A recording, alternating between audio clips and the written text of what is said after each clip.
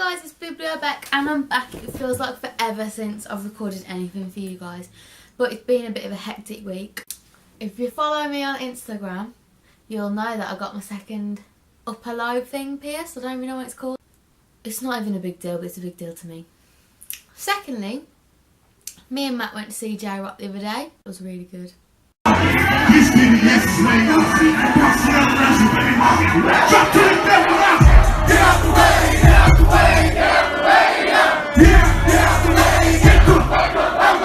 I've got a couple of things to say before I start this video, okay?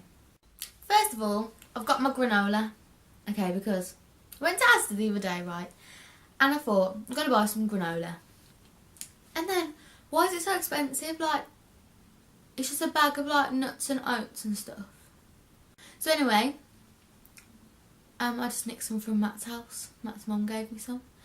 And here it is. Second of all, I'm going to try coconut water for the first time on this video. This is a big deal for me because I don't try new things. I'm proper fussy. And the thing that scares me the most is Matt and my sister would drink and eat anything. They're like disgusting people. They try anything. Absolutely anything. But why don't they like coconut water? I'm scared, so I'm going to try it. And if I like it, then I basically beat them. Coconut water, smooth, ultimate hydration.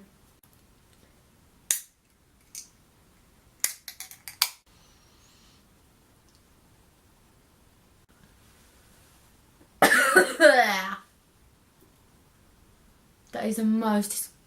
No, I don't want to talk about it. It's just disgusting. I'm so sorry, that's disgusting. So, enough about my granola rant. And enough about me talking about how disgusting coconut water is. We're here to talk about the Children Act. I've just finished reading it just a few days ago. The book won't be featuring in this video. I don't have like a physical copy because Matthew got it out of the library for me and he's took it back already. I wanted to start reading more TJ because you guys already know that that's not really what I read. I wanted it to be something that was going to touch me and something a bit different. I'm used to reading things that are just a story, but I know that McEwan has a way of telling things and he has his own like language and his own style, and I just thought something different. So the Children Act is a story about a family court judge called Fiona May, and she basically works on cases in a family court, I was just saying. So basically, Fiona May just deals with like kids to and fro from parents, or parents who can't decide what school their child should go to, like family feuds and family affairs and things like that. She hasn't got such a good family life herself. She lives in... The way I read it, I don't even know if this is true, right, because I don't understand like some things. But the way I read it is, she lives in like a gated community. I think it's Gray's Inn Square. And it's basically where like all the rich folk live. So she's a judge, like her husband's a lecturer at university. Everyone who lives around her is very much of the same profession, so she's got like other judges, barristers, things like that, all living in this one community. Anyway, the book starts off with her husband asking for like a hall pass. Basically, he wants to see this woman called Melanie. He doesn't feel like Fiona gives him much excitement in the relationship. They don't get intimate anymore, and that's what he wants, and he's basically asking Fiona if he can go with this Melanie woman. And Fiona says, hell to the no, she's not having any of that. She says that if Jack, that's her husband, if Jack wants to do that, then expect to not have a wife. Like, she doesn't want to show this community that she lives in that she has these hardships at home. So she keeps everything very hidden. No one knows. Jack still lives with her. He comes and goes. She gets people to change the locks, things like that. Anyway, at this moment, when the book starts, Fiona is very well known for a case that she had where there was conjoined twins who shared like the same organs, and she made the decision to have them separated because then Mark would live a healthy life even if it meant that his other twin sadly died. And she made that decision because if they would have left the twins, then they both would have died within like a week anyway. So it was her decision. She made that call. The family, I can't remember what culture they were from, but for some strange reason, I'm thinking that the dad's Jamaican or Rastafari or something like that. And he makes the decision on behalf of his twins that God made them that way, and like who are we to interfere and things like that. However, Fiona ruled against that. The twins are separated. Mark lived and is now healthy, I believe. And that's the case she's well known for. So she's like quite high up in their hierarchy. Don't really know what happens in that kind of law school world, but she's quite well respected, basically, is what I'm trying to tell you. This is one of the negatives that I have to say, is that the case of Adam Henry, which is what this book is about, starts midway through the book. So the first half of the book, or the first couple of chapters, is really, really hard to get into. Like, I just think, at the time, I was just thinking, like, why am I reading this? Like, I just didn't get it. But then, as we got into, as I said, about the middle of the book, we met Adam Henry. And this is where it gets interesting, because Adam Henry is full-blown... Is he a Catholic or a Mormon? I don't know. He's a Jehovah's Witness. Adam Henry is a full-blown Jehovah's Witness, right?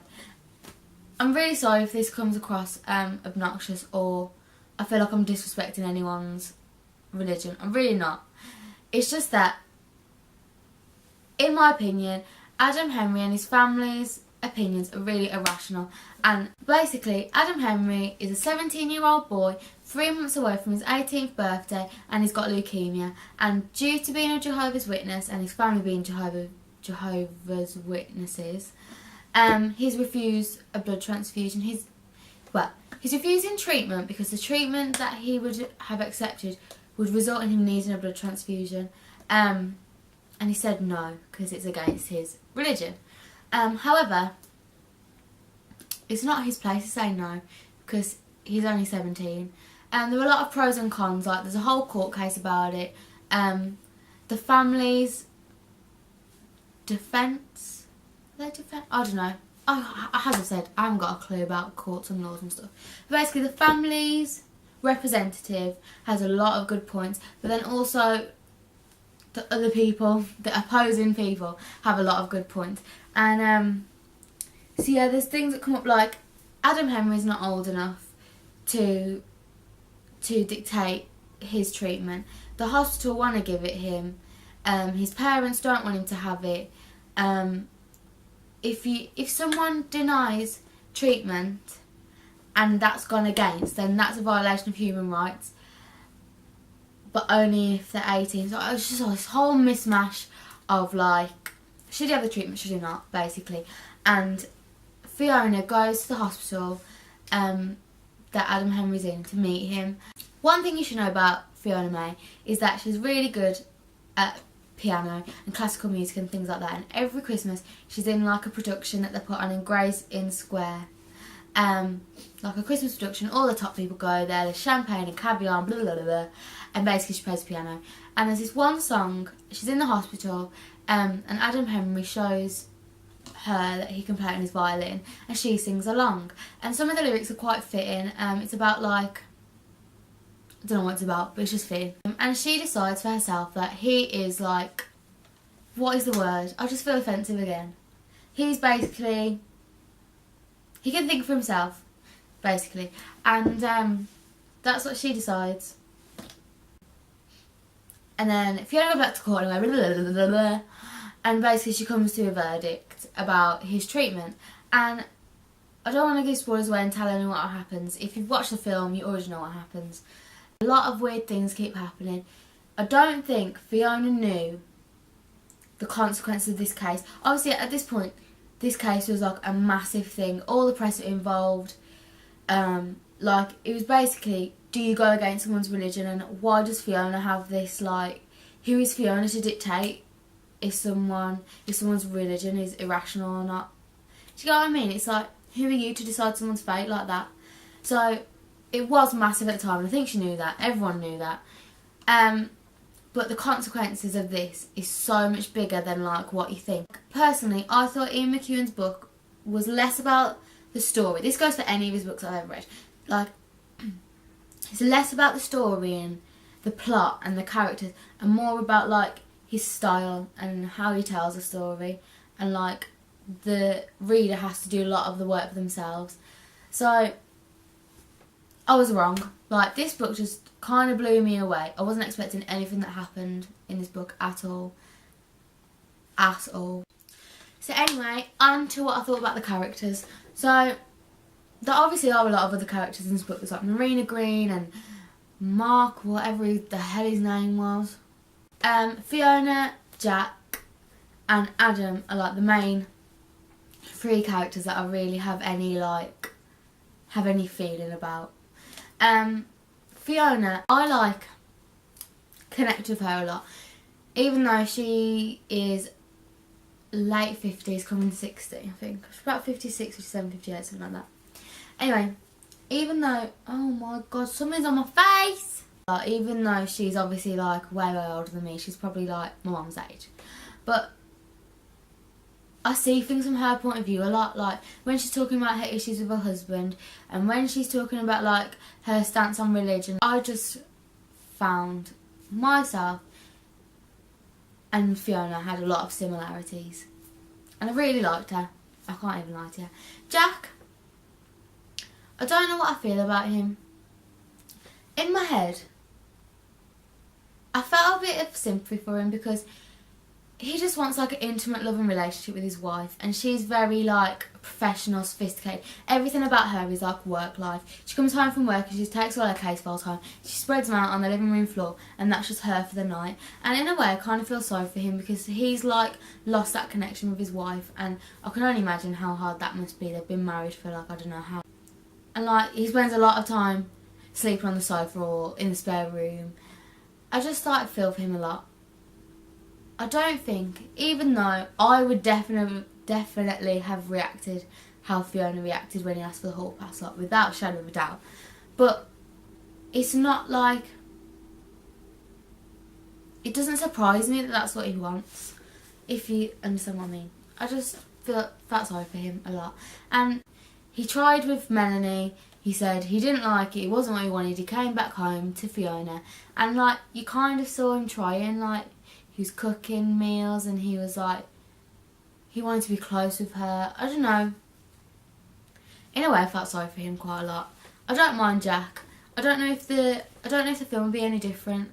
Hopefully, after I've watched the film, I feel the same about all the characters, because I don't really have a bad word to say about any of them really. Then Adam.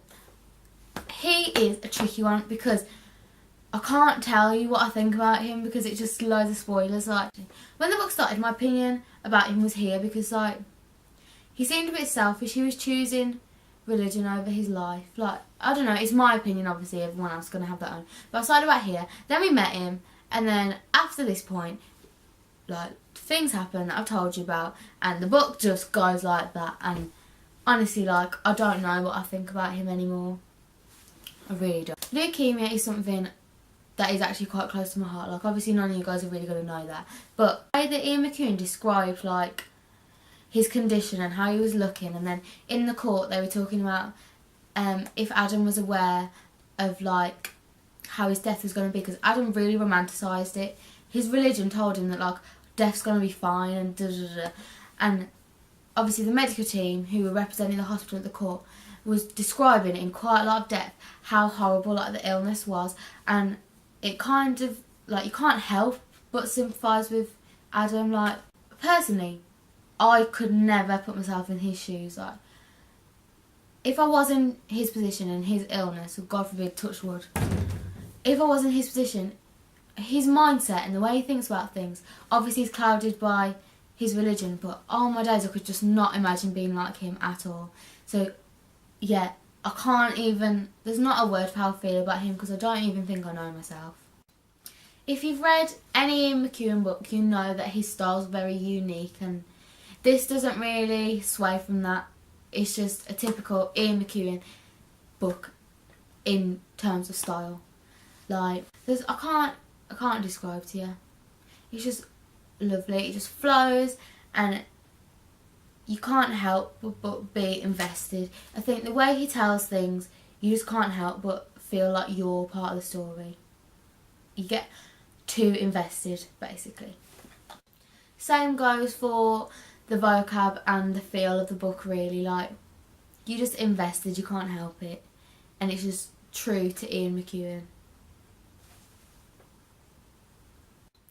Additional comments would just be, it starts off slow.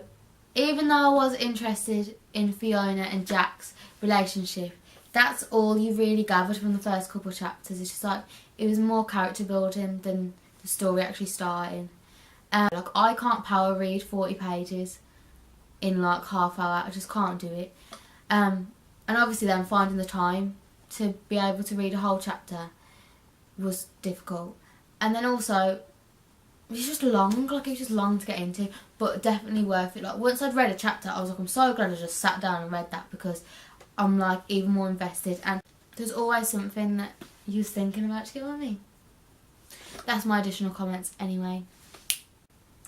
This was definitely one of the most unpredictable books I've read. Like, I just wasn't expecting it to go the way it did, and I'm really, really excited to speak to anyone who's read this book, and I'm really, really, really, really excited to watch the film. I'm going to sit Matthew down, I'm going to get some popcorn, we're going to watch the children act, because there's just something about this story that I just love. It's not even the happiest of, but nothing in this book is happy. Like, but it's just such a good story, and honestly, if I was a quick reader, I'd read it again. It's just that because it's so long, there's no way I'm reading that bit again. Without a shadow of a doubt, I'm giving this book 8 nuggets. I just really, really enjoyed it. I can't even stop thinking about it now. And I know I said that before about the other book that I read, Go in the Window, but this one is just so much different. It's just like, how do you control your emotions? Like, are you sad? There's nothing to be happy about, so you're definitely not happy. But like, do you like Adam? Do you not like Adam?